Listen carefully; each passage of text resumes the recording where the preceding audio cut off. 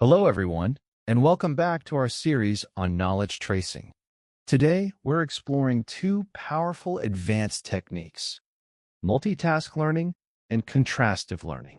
We'll start with models like FKT and MBFKT, which train a single model to perform multiple tasks simultaneously, improving overall performance.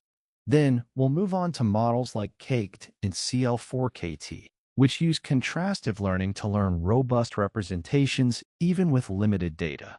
Let's dive in. Here's our plan for today. We'll start with multitask learning models, which act like a coach observing multiple aspects of a student's performance. We'll break down their core concepts and do a calculation demo. Next, we'll explore contrastive learning models, which act like a coach who learns by comparing different students' patterns. Again, we'll cover the concepts and do a demo. A crucial part of this discussion will be comparing these new approaches to previous methods. Finally, we'll explore how these powerful models can be integrated into your own research. Let's start with multitask learning. Traditional models are like a teacher who only cares about the final score. Multitask models are like a more observant coach. They don't just look at right or wrong. They also pay attention to how long a student took, their reading behavior, and the context of the activity. The key insight is that these additional observations are not just inputs. They are separate prediction targets. The model learns to predict all of them at once, and this shared learning process makes the model more robust and its predictions more accurate. Let's break down the mechanics.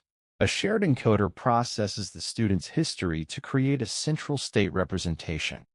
This state is then fed into multiple heads, each responsible for a different prediction task, like correctness or response time.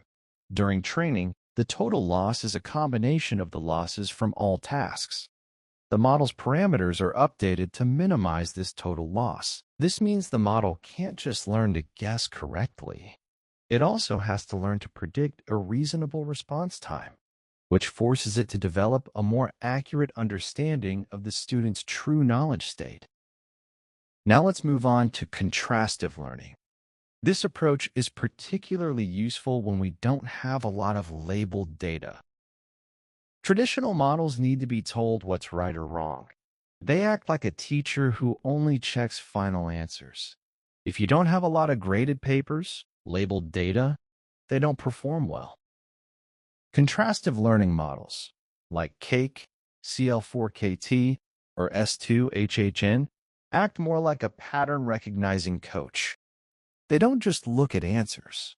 They look at the flow, the trajectory of how a student solves problems. By comparing these trajectories, they learn to group similar students who get stuck in the same way together and separate those with very different learning styles or knowledge states. This is called self-supervised learning. This innovation is a game changer for educational technology, as it allows us to build strong models even when we don't have access to a lot of expert-labeled, perfectly clean data. The core of contrastive learning is the info-seq loss function. The model takes a representation of a student's state, finds similar states, positive pairs, and dissimilar states, negative pairs. The loss function is designed to make the positive pairs closer together and the negative pairs further apart in the vector space. In our example, we have a hard, negative sample that is quite similar to our target. The loss will be high, forcing the model to learn to distinguish between these subtly different states. This process results in a very rich and discriminative representation of student knowledge. This is a crucial question. Let's compare these approaches. Standard KT is like a teacher who only looks at the final answer. It's straightforward, but limited. Multitask learning is like a coach who analyzes every aspect of a player's performance: technique, speed, strategy, using multiple labels to learn. Contrastive learning is like a talent scout who can identify skill by comparing different players' styles, even without seeing their stats. It is self-supervised, learning from the data's inherent patterns. The key difference lies in the source of supervision, which makes contrastive learning especially powerful when data is scarce. Both of these techniques offer exciting opportunities for your research. Multitask learning is perfect for creating a closed-loop intervention system. You can set fatigue or attention as auxiliary tasks, and the model's output can directly trigger your interventions.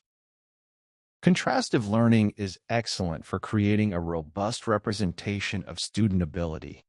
The vectors it produces can be used directly to calculate the distance to the optimal challenge zone. It's also very effective for cold start scenarios, allowing you to quickly assess a new student by comparing them to existing patterns. Let's summarize. Multitask learning trains a model to do several things at once, resulting in a more robust understanding of the student.